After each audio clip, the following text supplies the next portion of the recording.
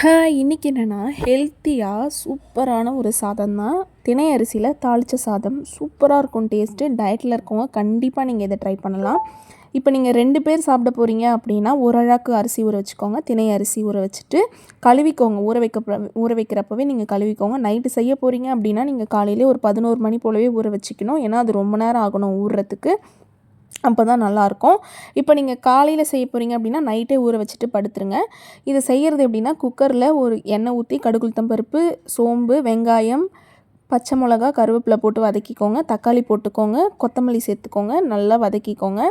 வதக்கிட்டு இது தக்காளி சாதம் இல்லை, தாளித்த சாதம் மாதிரி தான் இருக்கும். ஏன்னா நம்ம தக்காளி சாதம்னா பட்டை, கிராம்பு, ஏலக்காய், லவங்கம் அதெல்லாம் சேர்ப்போம்ல, அதெல்லாம் சேர்க்க வேண்டாம். இதுக்கு தேவையான அளவு இஞ்சி பூண்டு சேர்த்துக்கோங்க. சேர்த்துட்டு காரம் உங்களுக்கு எப்படியோ அந்த மாதிரி சேர்த்துக்கோங்க. கல் உப்பு தேவையான அளவு. நான் கொஞ்சம் காரம் நாங்கள் ஜாஸ்தி சாப்பிட்றதுனால நான் 2 ஸ்பூன் ஃபஸ்ட்டு மிளகாத்தூள் சேர்த்துருப்பேன். அப்புறம் எனக்கு காரம் பத்தலை, டேஸ்ட் பண்ணி பார்த்தேன் காரம் பத்தலைன்னு நான் எக்ஸ்ட்ரா 1 ஸ்பூன் சேர்த்துருப்பேன். இதையும் வதக்கிட்டு தண்ணி தேவையான அளவு எப்படின்னு பார்த்தீங்கன்னா தேவையான அளவு இல்லை. இப்போது பாஸ்மதி ரைஸ்லாம் எப்படி நீங்கள் ஊற்றுவீங்களோ அதே மாதிரி தான் சேம். இப்போ நான் அந்த அளவுக்குல தான் அரிசி போட்டுக்கிட்டேன்னா அதனால் நான் இப்போ 2 டம்ளர் அதுலேயே 2 டம்ளர் தண்ணி அளவு எடுத்து இதில் ஊற்றிக்கிட்டேன். இது ஒரு கொதிக்கிற கேப்பில் நீங்கள் என்ன பண்ணுங்கள், அந்த நம்ம ஊற வச்சுருக்கோம்ல தினை அரிசி அதை கொஞ்சம் வடித்து விட்டுக்கோங்க. தண்ணி இல்லாமல் கொஞ்சம் வடித்து விட்டுட்டு அதுக்கு பிறகு இதில் ஒரு கொதித்த உடனே தினை அரிசி சேர்த்துக்கோங்க. சேர்த்துட்டு தினை அரிசி சேர்த்ததும் அதுலேயும் கொஞ்ச நேரம் கொதித்த உடனே நீங்கள் விசில் போட்டுக்கலாம். விசில் எப்படின்னா ஃபஸ்ட்டு ஒரு விசில் ஃபுல்லாக விடணும். செகண்ட் விசிலில் நீங்கள் விசில் வந்ததும் கொஞ்ச நேரத்தில் நீங்கள் ஆஃப் பண்ணிடணும். 3rd விசில் விடக்கூடாது.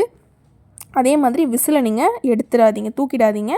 அதுவாக விசில் அடங்கட்டும். அதுக்கு பிறகு நீங்கள் ஓப்பன் பண்ணி பாருங்கள். அப்போ தான் நமக்கு கரெக்டாக உதிரியாக இருக்கும், அடி பிடிக்காது, சூப்பராக இருக்கும் சாப்பாடு. எல்லாருமே இதை சாப்பிடலாம். சுகர் இருக்கவங்க சாப்பிடலாம், சுகர் மெயின்டைன் ஆகும். சுகர் இல்லாதவங்களும் சாப்பிட்லாம், சுகர் வராது.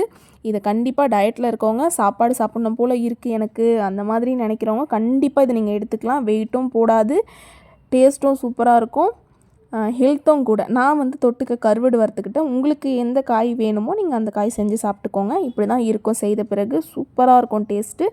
எல்லாருமே கண்டிப்பாக ட்ரை பண்ணுங்கள், சாப்பிட்டு பாருங்கள். பிடிச்சிருந்தா கமெண்ட் பண்ணுங்கள். யூடியூப்பில் பார்க்குறவங்க சப்ஸ்கிரைப் பண்ணிவிட்டு பாருங்கள். இன்ஸ்டாவில் பார்க்குறவங்க ஃபாலோ பண்ணிவிட்டு பாருங்கள். உங்கள் ஃப்ரெண்ட்ஸ் அண்ட் ஃபேமிலிக்கு ஷேர் பண்ணுங்கள். சாப்பிட்டுட்டு ஹெல்த்தியாக இருங்க. கண்டிப்பாக இது உங்கள் எல்லாருக்கும் இந்த டேஸ்ட்டு பிடிக்கும். பிடிச்சிருந்ததுன்னா கமெண்ட் பண்ணுங்கள்.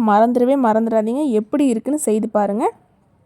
டாட்டா. சப்ஸ்கிரைப் பண்ண மறந்துடாதீங்க, ஃபாலோ பண்ண மறந்துடாதீங்க.